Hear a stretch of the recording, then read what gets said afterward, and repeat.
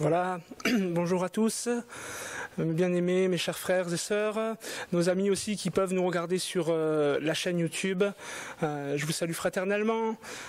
Les circonstances sont un peu différentes à l'habitude et ce matin nous avons dû repenser la façon de vivre l'Église et si vous ne pouvez pas venir à nous, c'est nous qui allons à vous parce que notre désir c'est de partager avec vous la parole de Dieu, cette parole qui est vivante, cette parole qui fortifie nos cœurs, qui nous donne et nous communique cette paix, cette paix qui nous vient de Dieu. Et ce matin, je crois qu'il est important pour nous que dans ces circonstances où notre monde, notre pays en particulier, peut être plongé dans la frayeur, dans le trouble et l'inquiétude, nous puissions partager ensemble une parole qui va nous encourager à rechercher le secours de notre Dieu, de notre Seigneur qui sait prendre soin de ceux qui s'humilient devant lui et qui recherchent sa face. Voilà. J'aimerais vous encourager aussi à louer le Seigneur chez vous. Peut-être que les événements, les circonstances font que vous êtes dans la panique, dans la crainte, mais j'aimerais juste citer un texte que l'on retrouve dans le livre des Actes des Apôtres, chapitre 16. Lorsque Paul et Silas sont emprisonnés, les circonstances sont délicates, dramatiques même. Ils sont emprisonnés, ils n'ont plus de liberté, ils n'ont plus la possibilité de quoi que ce soit, mais on ne peut pas leur enlever la liberté de chanter, on ne peut pas leur enlever la liberté de prier Dieu, et c'est ce qu'ils vont faire en pleine nuit. Au beau milieu de la nuit, le texte nous dit qu'ils vont chanter, célébrer et prier Dieu, et la prison va s'ébranler. Voilà, il y a une force dans la louange et ne sous-estimons pas la louange. Quand nous nous tenons devant Dieu et que nous le prions, que nous le chantons, que nous le célébrons, il est celui qui sait nous répondre. Et je vous encourage, avant de partager ensemble le texte de la parole de ce matin, à vraiment prendre un temps dans la louange, un temps dans l'adoration. Et c'est là ce que Dieu désire, malgré les circonstances, que nous soyons un peuple d'hommes, de femmes qui sachent louer Dieu, non pas en fonction des circonstances, mais pour le salut, l'amour et la grâce qu'il nous accorde jour après jour. Amen. Voilà, j'aimerais partager avec vous un texte de circonstances que l'on retrouve dans le livre du 2 Chroniques au chapitre 20, où il est question d'une situation là aussi dramatique et délicate, et avec le coronavirus qui touche notre pays, mais plus que notre pays, le monde entier, la situation est délicate, voire dramatique pour certaines familles. Nous avons des frères, des sœurs qui sont touchés par la maladie, il y a des pasteurs qui sont touchés, il y a tout un tas de personnes autour de nous qui sont touchées par la maladie, et nous voulons ce matin avoir une pensée pour chacun d'eux, et nous voulons, au-delà de tout cela, nous tenir devant la face de Dieu, et c'est là ce que ce texte va nous encourager à avoir comme démarche, nous tenir devant la face de Dieu, dans la prière, parce que c'est là, c'est dans la prière et dans la prière seule que les choses peuvent changer. Je le crois profondément. Lorsque je lis la parole, je suis encouragé à croire dans l'impossible. Quand je lis la parole, j'ai envie de croire que les déserts peuvent devenir des oasis verdoyants. J'ai envie de croire que les situations où les portes sont fermées, le Seigneur est capable de les ouvrir. Et ce matin, j'aimerais prendre avec vous ce texte que l'on retrouve dans le livre du 2 Chroniques au chapitre 20 et faire la lecture du verset 1er jusqu'au verset 6, et nous pourrions lire tout le chapitre, mais nous nous contenterons de ces 6 premiers versets. Et je vous encourage, à vous qui êtes chez vous, à lire l'ensemble de ce chapitre par la suite, mais lisons ensemble. Il nous est dit, après cela, les fils de Moab et les fils d'Ammon, et avec eux des Maonites, marchèrent contre Josaphat pour lui faire la guerre. On vint en informer Josaphat en disant, une multitude nombreuse s'avance contre toi, depuis l'autre côté de la mer, depuis la Syrie, et ils sont à Hatzatson Tamar, qui est En-Gedi. Dans sa frayeur, Josaphat se disposa à chercher l'Éternel, et il publia un jeûne pour tout Juda. Juda s'assembla alors pour invoquer l'Éternel, et l'on vint de toutes les villes de Juda pour chercher l'Éternel. Josaphat se présenta au milieu de l'assemblée de Juda et de Jérusalem, dans la maison de l'Éternel, devant le nouveau parvis, et il dit, « Éternel, Dieu de nos pères, n'es-tu pas Dieu dans les cieux? N'est-ce pas toi qui domines sur tous les royaumes des nations? N'est-ce pas toi qui as en main la force et la puissance, et à qui nul ne peut résister? Amen.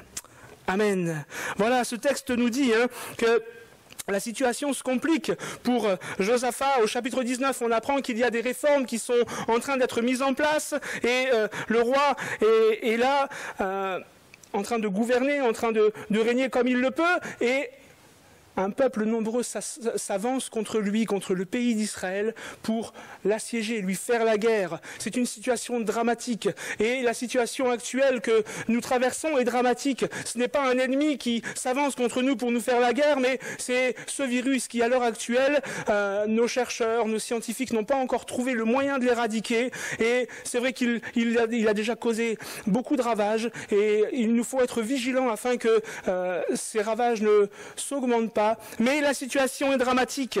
Et ça, c'est le premier verset. Il pose le contexte, il pose l'arrière-plan. Et au verset 2, il nous est dit, on va en informer Josaphat en lui disant, une multitude nombreuse s'avance contre toi depuis l'autre côté de la mer. Et pour l'homme de la Bible, pour l'hébreu, en tout cas, ce qui vient de la mer, c'est l'incertain, c'est l'ennemi, c'est le danger. Et il y a un danger réel pour notre nation. Il y a un danger réel pour l'ensemble de nos congrégations aussi. C'est pour cela que nous avons pris des mesures en fonction de ce que le gouvernement a aussi énoncé. Il nous fallait être sages, parce que la foi, ce n'est pas manquer de sagesse. La foi et la sagesse vont de pair. Et dans cette sagesse, nous voulons nous tenir non pas à l'écart, mais sur nos genoux.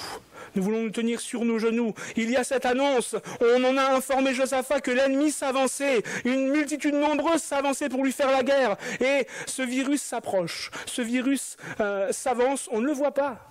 On ne peut pas le combattre à l'heure actuelle. Certains sont dans le deuil, d'autres sont dans la souffrance, et c'est une mauvaise nouvelle. Mais là où je voudrais en venir particulièrement, c'est que lorsque le roi est informé, il nous est dit en verset 3, et la Bible est très, très honnête.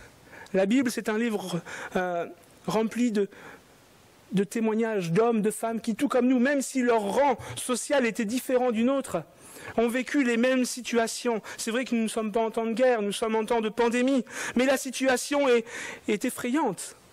La situation est effrayante et il nous est dit au verset 3 que dans sa frayeur, Josaphat se disposa à chercher l'Éternel et il publia un jeûne pour tout Juda.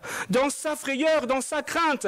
Et peut-être que ce matin, vos cœurs, alors que vous êtes chez vous devant votre écran en train de nous écouter, vos cœurs sont tremblants. Vous vous demandez si il est sage peut-être de demain aller au travail ou si...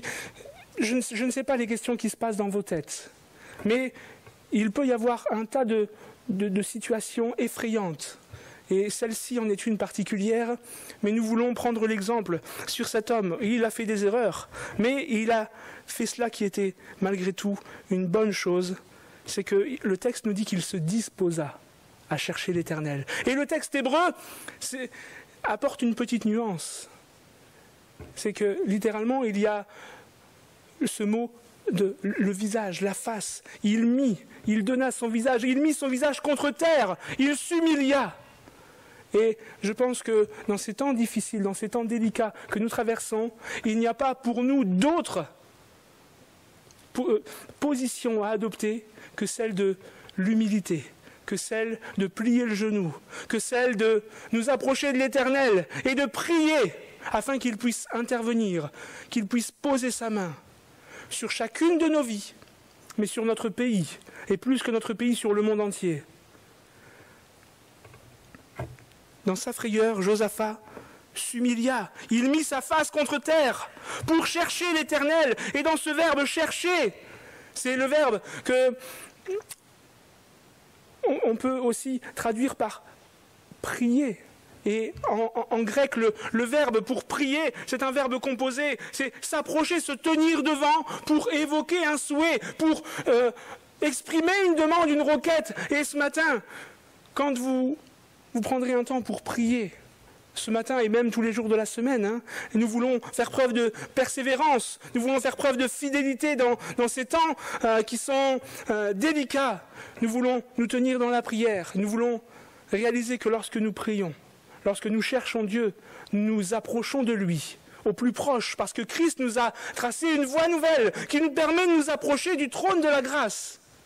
Nous nous tenons devant le trône du Père et nous lui faisons connaître nos besoins, nous lui faisons connaître nos craintes et nous recherchons son intervention. Et alors qu'il s'est disposé à chercher l'Éternel, à le prier, il a aussi publié un jeûne pour tout Juda. Il a demandé que tout le peuple puisse s'unir, que tout le peuple puisse s'assembler. C'est vrai que nos rassemblements dans nos lieux de culte sont pour le moment ajournés, mais même si nous ne pouvons pas nous rassembler, dans la prière, nous sommes un peuple uni. Et nous voulons nous tenir unis dans la prière devant le trône de Dieu pour que ce virus puisse être stoppé dans sa propagation, pour que ceux qui sont malades puissent connaître des temps de guérison, pour que ceux qui sont dans le deuil puissent être consolés. Nous voulons nous tenir devant Dieu dans la prière, parce que c'est là la position qu'il nous faut adopter.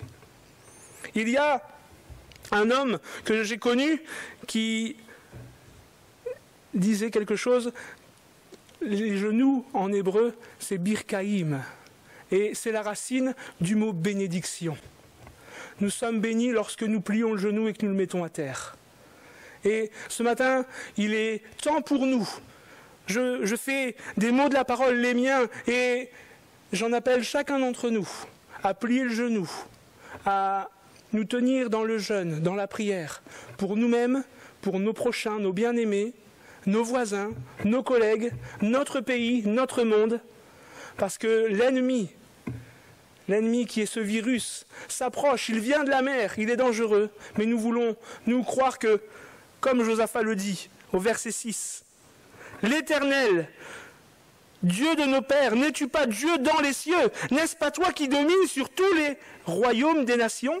N'est-ce pas toi qui as en main la force, la puissance, et à qui nul ne peut résister ?»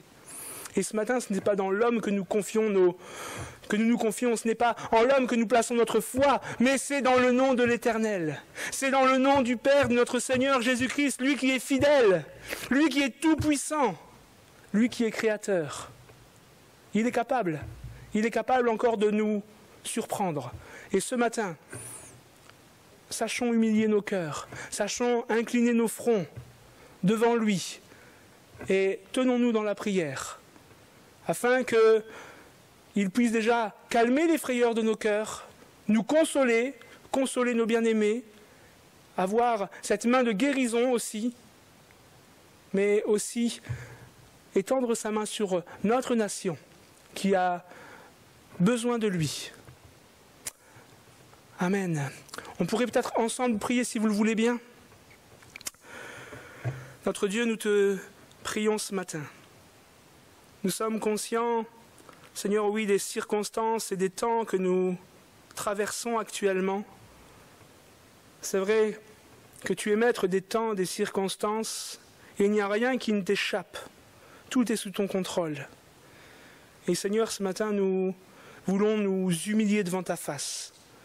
Nous avons appris, c'est vrai que l'ennemi, avec l'image de ce virus, s'approche contre nous, s'approche de nous pour, non pas nous faire la guerre, mais pour toucher le plus grand nombre. Et ce matin, Seigneur, il n'y a pas d'autre solution pour nous que, à l'exemple de cet homme, de ce peuple en son temps, plier le genou, mettre la face contre terre. Te demander, Seigneur, oui, de manifester ta puissance, ton autorité, ta grandeur et ta gloire dans nos vies, sur notre pays, mais aussi sur notre monde. Seigneur, console ceux qui sont dans le deuil, pose ta main guérissante sur ceux qui souffrent, et garde et protège ceux qui, pour le moment, ont échappé, Seigneur, à la contamination. Te prions ce matin, Seigneur, parce que nous savons que tu es un Dieu bon, un Dieu plein de grâce, un Dieu plein de miséricorde, et que tu n'es pas un homme pour mentir. Et si mon peuple sur qui est invoqué mon nom prie, s'humilie, cherche ma face, ta parole nous dit que tu lui répondras. Et ce matin, nous voulons être ce peuple qui s'humilie devant toi. Nous voulons être ce peuple qui plie le genou devant toi, ce peuple qui cherche ta face, ce peuple qui s'attend à ton intervention. Et c'est là le beau, Seigneur, avec la prière, c'est que Au travers d'elle, nous reconnaissons que nous ne pouvons rien, mais que nous avons besoin de toi. Et nous voulons cesser de compter sur nous-mêmes et compter sur toi et sur toi seul, Seigneur. Ce matin, nous te disons merci d'avance pour ce que tu vas accomplir, d'avance pour la paix et la consolation, d'avance pour le calme, la sérénité que tu vas communiquer par l'action de ton esprit dans nos cœurs, dans nos vies. Père, ce matin, dans le nom de Jésus, nous avons prié. Amen.